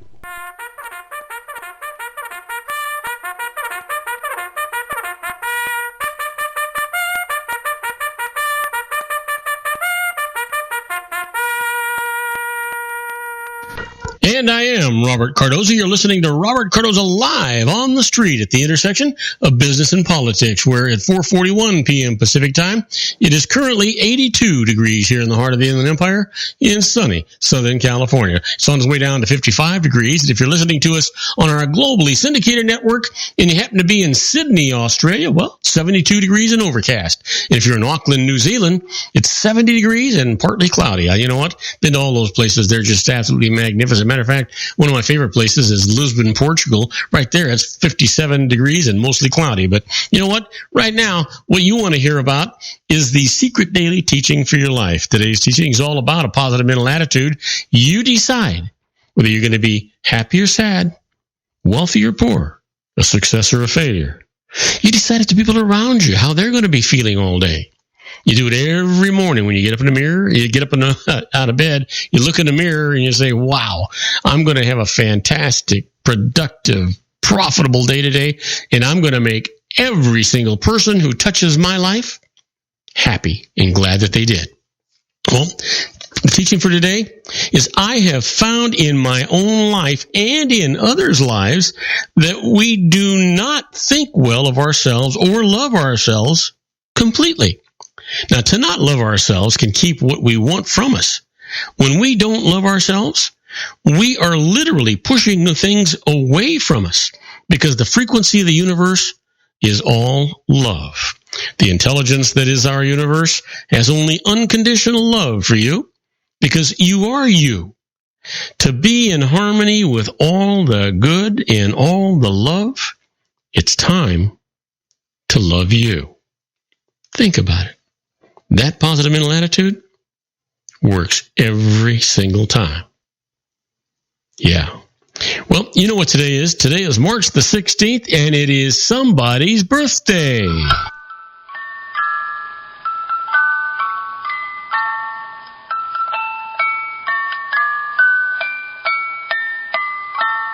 Yes, sir. You know what? Not only is it somebody's birthday, we've got some terrific birthdays today, so we might as well just get right to them. And right off the top, here's somebody that was born in 1912. She passed away in 1993. She was the wife of the 37th President of the United States and was the First Lady from 1969 to 1974.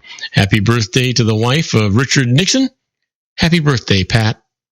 And here's somebody born in 1926. God, he has made us all laugh from time to time, made us all cry too. Best known for his slapstick humor on stage, screen, television, radio, and recording. And is also known for his charity fundraising telethons. Just literally $1 billion, probably. Happy birthday to the one and only Jerry Lewis. Yeah, you know what? Isn't that just amazing? That guy is just unbelievable. What a man. Well, you know what? I want to tell you what was going on in history today, so relax, sit down. You're going to find this interesting. It's good stuff, you know. On March the 16th, 1958, the Ford Motor Company produces its 50 millionth automobile, the Thunderbird, averaging almost 1 million cars a year since the company's founding. Can you believe that?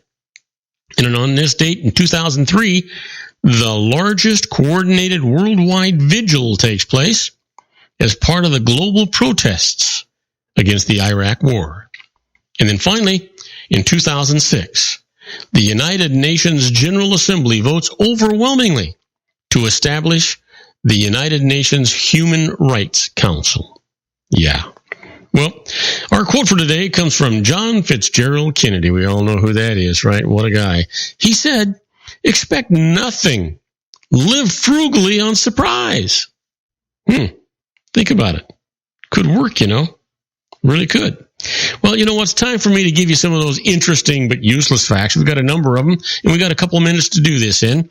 I'm going to give you a few of them. We're going to take a commercial break just a little bit early because our tribute to the late, great Paul Harvey and the rest of the story is a little bit longer today. That's Jacob's medical milestone. So let's get into these interesting but useless facts.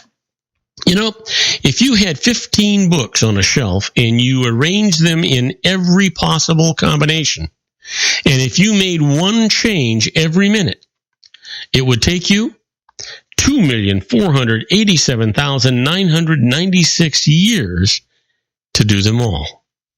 Can you imagine? Isn't that something? How about this? You know, the name Coca-Cola in China was first rendered as Ki-Kao-Kila. Unfortunately, the company did not discover until after thousands of signs had been printed that the phrase means bite the wax tadpole or female horse stuffed with wax, depending on the dialect, of course. Now, Coke then researched Chinese characters and found a close phonetic equivalent, Ko-Kao-Ko-Li, which can be loosely translated as happiness in the mouth. Yeah, leave it to Coke, right? How about this? Did you know that at 188 decibels, the whistle of the blue whale is the loudest sound produced by any animal? There's one for you. Yeah. Well, you know what? Let's talk about, you know what? Did you know that wallpaper was invented in Philadelphia? The inventor was one Plunkett Fleeson, who in 1739 stamped designs on paper with wood blocks and painted them in by hand. Now, in August of that year, Fleeson advertised in the Pennsylvania Gazette the sale of bed ticks, choice live geese feathers, as well as paper hangings. Yeah, well, give it a thought. Anyway, you know what? Who the heck knows? Nobody probably, right? Yeah, nobody. Well, let me give you this one. A Walla Walla scene is one where extras pretend to be... Whoa, what was that? Gosh, that was scary. Let's see here. There we go. Okay, we got rid of that. Anyway, a Walla Walla scene is one where extras pretend to be talking in the background. When they say Walla Walla, it looks like they are actually talking. I didn't know that. That's cool. Well, let me leave you with this one. Other than fruit, honey is the only natural food that is made without destroying any kind of life. What about milk, you say? Well, a cow has to eat grass to produce milk, and grass is living. Well, there's the rest of that story. Listen, we're going to take a short break. When we come back, we're going to talk about the tribute to the late, great Paul Harvey and Jacob's medical milestone. You're going to find this fascinating, so please, don't go away. We'll be right back after these brief messages, okay? All right, be right back. Isn't it time to shine the spotlight on your expertise? The Interview, starring you. Here's your chance to capture 5 minutes of fame with The Interview. This isn't just any interview. This is your opportunity to showcase your expertise and position yourself as a trusted expert in a one-on-one video interview hosted by Robert Cardoza, host of the nationally syndicated show Robert Cardoza Live and powered by AHA Studios. What is it? A professionally recorded video for your use. Robert Cardoza interviews you on the set where he records his show. Professional interview showcases your expertise and value, shot in a state-of-the-art studio. And what's in it for you? Gain credibility as an expert, earn the trust of your target market, educate in a way that intrigues your audience, gain a powerful marketing tool that offers dozens of uses, website, video sharing sites, social media, email, DVDs, direct mail, lobby video, resumes, profile building, all that kind of stuff. Association with the nationally syndicated celebrity. That's right. And let's talk about AHA Studios. AHA is a strategic marketing firm that leverages the powerful and visual persuasion to help your business create powerful messages that connect with your target market. AHA ventures way beyond strategy, delivering the marketing collateral you need to start driving a new business through your doors. AHA has a full-service, in-house, state-of-the-art production studio to bring your messages to life using video. Discover how to make The Interview work for you. Call 949-831-2222. That's 949-831-2222. AHA Image Studios, Incorporated. Dr. Stephen Tidwell, Gentle Family Dentistry in a caring, personalized environment. Here at Dr. Tidwell's office, we are dedicated to helping you keep your teeth healthy. We are a state-of-the-art dental practice that still believes in traditional values, such as excellent customer service and individual attention.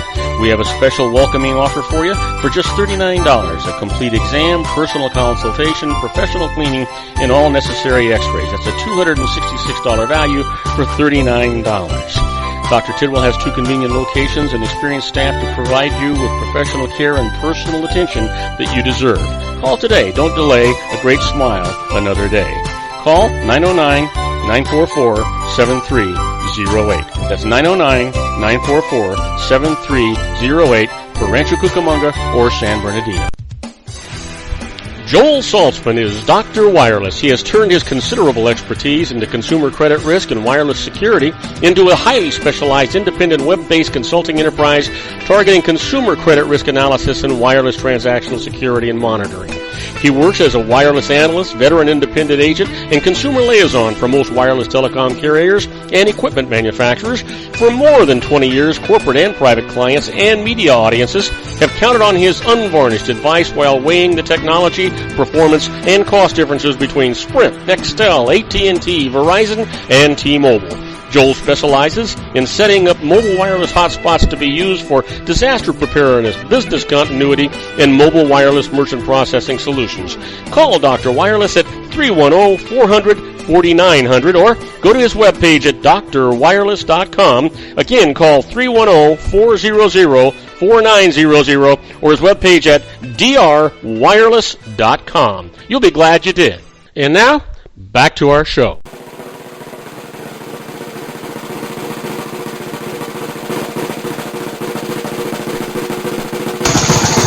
And I am...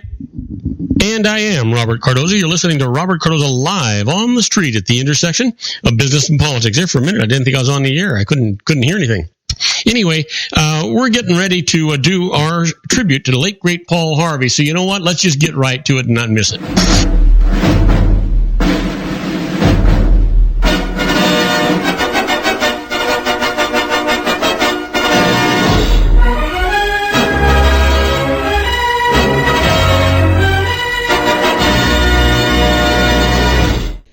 You know what? The American Broadcasting Company calls him the biggest voice in America. He's Paul Harvey, and each week millions of listeners, viewers, and readers await his unraveling of the mysteries of events in the lives of people past and present.